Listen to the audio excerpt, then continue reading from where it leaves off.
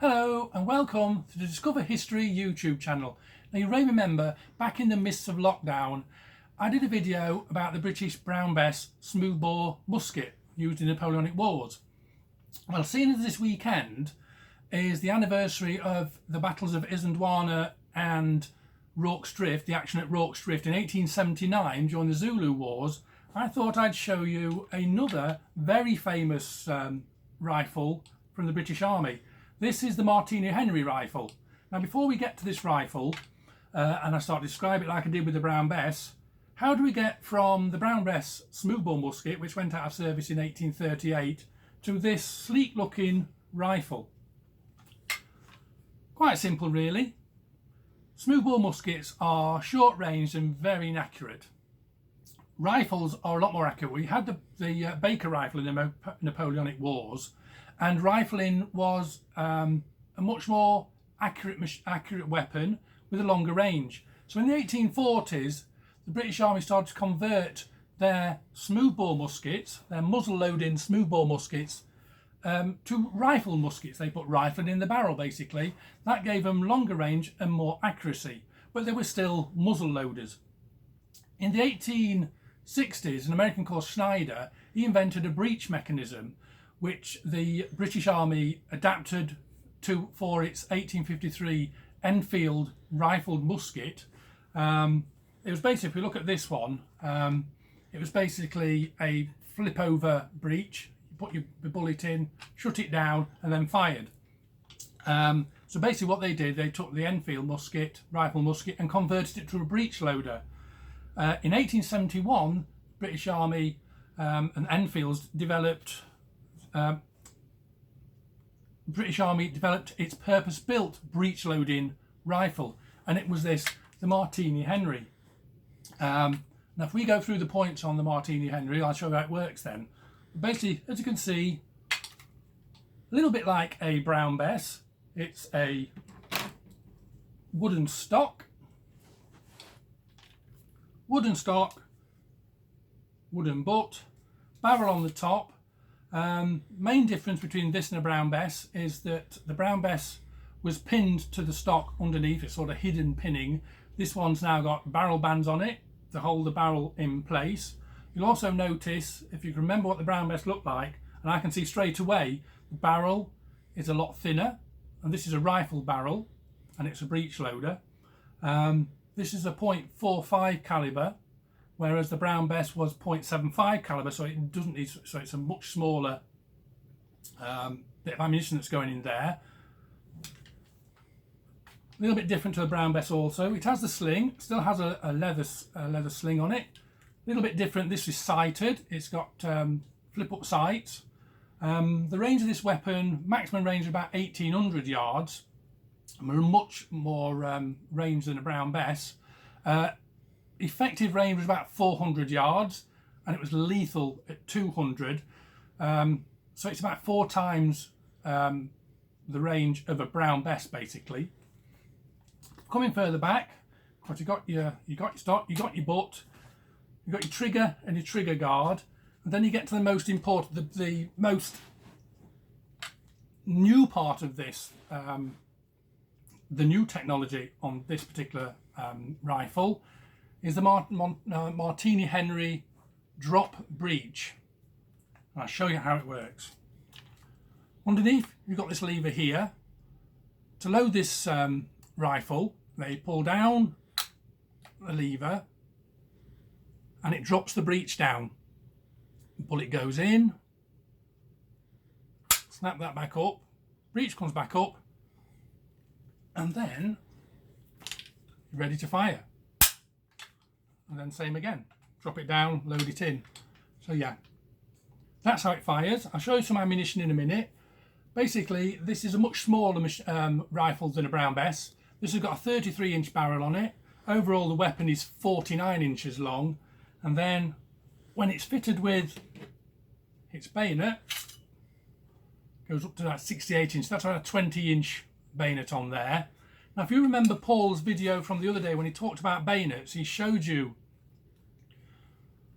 how bayonets were fitted onto the end of muskets and rifles. And he did show you one with a catch on it. Now, he couldn't work the catch on the one he showed you, but I can show you on this one. So there you go, it slips over, turns, clicks on, and then it's then fastened on to the end of the barrel itself. Clicks off and done. And it is very similar to a Brown Bess bayonet, a triangular bayonet, 20 inches long, 21 inches long. Quite a leaf, called a lunger, basically. Quite an effective anti-personnel weapon. That goes on the end. I think I've shown you everything. One other thing I didn't show you on here, and I wondered why do they do this, is like it's got a ramrod on it. Well, it's a cleaning one, basically. It pulls out, you put a bit of cloth through that hole there, down your barrel to clean out your rifling grooves. So that's the rifle. Ammunition wise, remember on a Brown Bess or any rifle musket, it was a large musket ball. Just grab these from a Martini Henry. It's actually a brass encased bullet, something different, a lot more accurate to fire this. But if we look how it loads, I did show you this before. You can see the breech is up there. You pull the lever down, which drops the breech down. Then the soldier will just push that bullet inside the breech, shut it up, and then he's firing again. Like I say, this was a .45 caliber, so it's much smaller, quite a bit smaller than a musket ball. Initially, they had some problems with these. This brass casing, when the Martini Henry first came out, was very thin and used to catch inside the breech when it was ejecting and jam the rifle up a bit. They finally sorted that out and made a thicker casing to eliminate that problem. You also notice round the top here, between the bullet and its casing, the brass casing, there is a thin, well, it's paper basically, and that just jams that bullet in there. So that's the bullet they used on the rifle. Ammunition wise, they had two pouches. They carried the ammunition pouch, which contained, there's 10 bullets in there, so that contained their packed rounds of ammunition.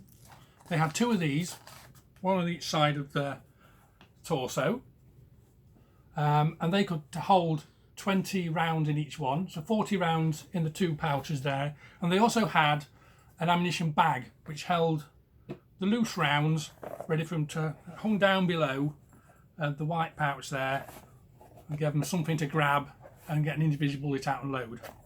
And that held 10. They were able to put 10 bullets in there. They also carried another 20 rounds in their pack as well. So a soldier in the Zulu Wars, when he was fully armed, he carried about 70 rounds. Now, Isandwana, apparently each man only carried 40 to 50 rounds. And they had real problems getting the ammunition up. If you know anything about Isandwana, and the firing line was so far forward, they soon started running out of ammunition. And then all this ammunition, all this packed ammunition, came in big wooden boxes, screwed down. And they were so unprepared for this battle that they hadn't unscrewed all the ammunition boxes, so they had real trouble resupplying the troops on that firing line at the front until they were overwhelmed, even with them carrying so much ammunition. It's only a single shot gun, but you can fire 10 or more rounds a minute, so you're getting through your ammunition pretty quickly. I'll just put them down there. So I think I've gone through all the features of the Martini Henry, a really famous rifle, certainly made famous by the Zulu Wars, in service from 1871 till 1889, and even longer with some forces. I mean, they were still around at the time of the First World War in certain armies. They certainly had a long life. But yeah, this was the first specifically designed breech loading rifle for the British Army. Made famous by the Zulu Wars. Yeah, and a world away from the last one I spoke about, which was the 1815 period Brown Bess musket. So yeah, I think I'll leave it there. I think that's given you a good overview of that particular this particular rifle. This one's an 1885, but yeah, made famous during the Zulu Wars. If you haven't seen my Brown Bess one, or any of our, because I know Paul did one on the Enfield, have a look on our playlist for all the videos. If you come up with any suggestions for any sort of videos you'd like, please do. Please let us know. And I will see you soon.